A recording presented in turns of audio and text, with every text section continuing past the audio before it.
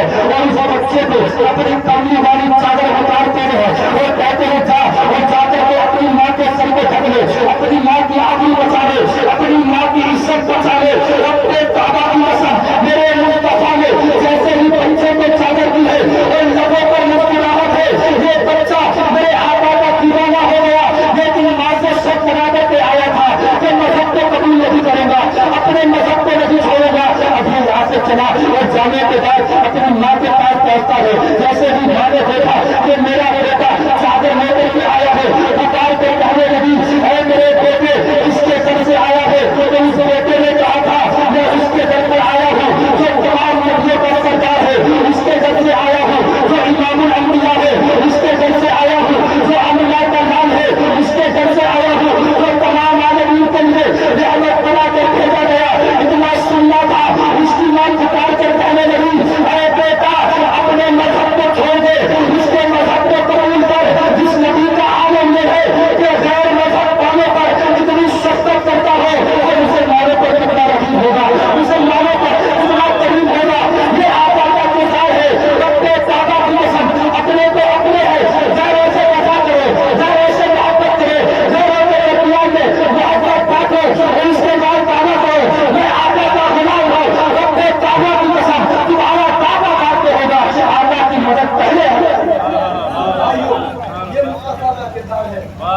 آج ہم بھی آقا سے محبت کرتے ہیں، آج ہم بھی آقا سے پیار کرتے ہیں، لیکن ہماری محبت اور ہمارا پیار صرف دعووں تک محدود رہ گیا، صرف دعووں تک رہ گیا۔ میرے بھائیوں اگر مصطفیٰ کے کردار پر عمل کر لیا جائے، مصطفیٰ کی سیرت کو دیکھ لیا جائے، اور میں آپ کو بتاؤں انسان کے لیے سب کچھ کر سکتا ہے، میرے مصطفیٰ کی شان تو وہ ہے کہ آپ کی رحمت جانوروں پر بھی ہے، آپ کی رحمت پتھروں پر بھی ہے، آپ کی رحمت شجر پر بھی ہے، آپ کی رحمت حجر پر بھی ہے۔ وہ رحمت کیسی ہے آؤ میں آپ کو بتاتا چلوں۔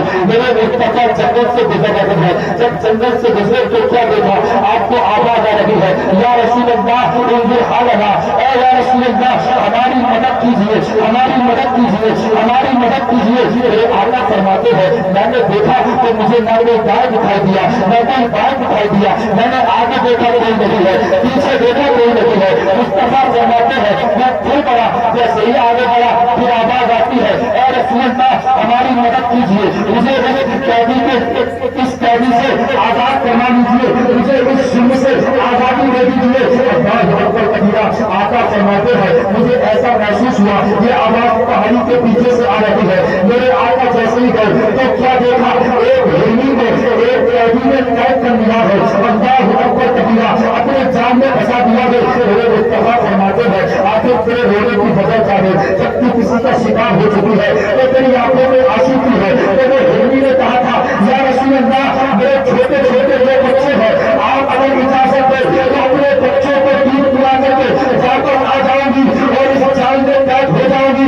شکاری نے سب کچھ دے رہا ہے، میرے مصطفیٰ نے کہا اگر تو سچ بولتی ہے تو میں مجھے آزاد کراؤں گا۔ ارے جو نبی جو جانوروں کی مدد کرتا ہے، جو نبی جو جانوروں کی بڑی سمجھتا ہے، جو ہرنی کہنے لگی یا رسول اللہ مجھے آزاد کرا دے، اپنے بچوں کو دودھ پلانے کے واپس آتی ہوں۔ میرے آقا نے کہا اے شکاری اس ہرنی کو آزاد کر دے، یہ اپنے بچوں کو دودھ پلانے کے واپس آئے گی۔ شکاری کہنے لگا میں تمہاری بات پر بھروسہ کیسے کروں، اگر یہ واپس نہ آئے تو میں کیا کروں گا؟ تو آقا نے کہا جو چاہے میرے ساتھ کر لینا، لیکن اس کو آزاد کر دے۔ اللہ اکبر کبیرہ، شکاری کہتا ہے میں نے ہرنی کو آزاد کر دیا، وہ ہرنی اپنے بچوں کو دودھ پلانے میں بچوں کو ساتھ لے کر کے ان جال کے آگے بیٹھ گئی۔ ان بھٹائے کو کہا میں نے نبی سے وعدہ کیا تھا، اس وعدے کے مطابق تیرے جال میں آ گئی ہو۔ جب شکاری نے اس شان کو دیکھا کرنے میں لگا، ایک بھٹائے کو کہا اے آمنہ کے نام تیرا کردار کو یہ ہے کہ جان میں مجھے مردہ کرتے ہیں، اعلیٰ حضرت قلم پہ جاتے ہیں اور جھوٹے ہیں اپنے مولا انہیں بخشان عظیم جان محمود ہے جن کی تعظیم سب کرتے ہیں، عرب سے تبلیغ دیر سجدے میں دعا کرتے ہیں۔ کیا کہ ماشاء رسالت عید میلاد النبی ربیع الاول شریف نعرہ ربیع الاول شریف نعرہ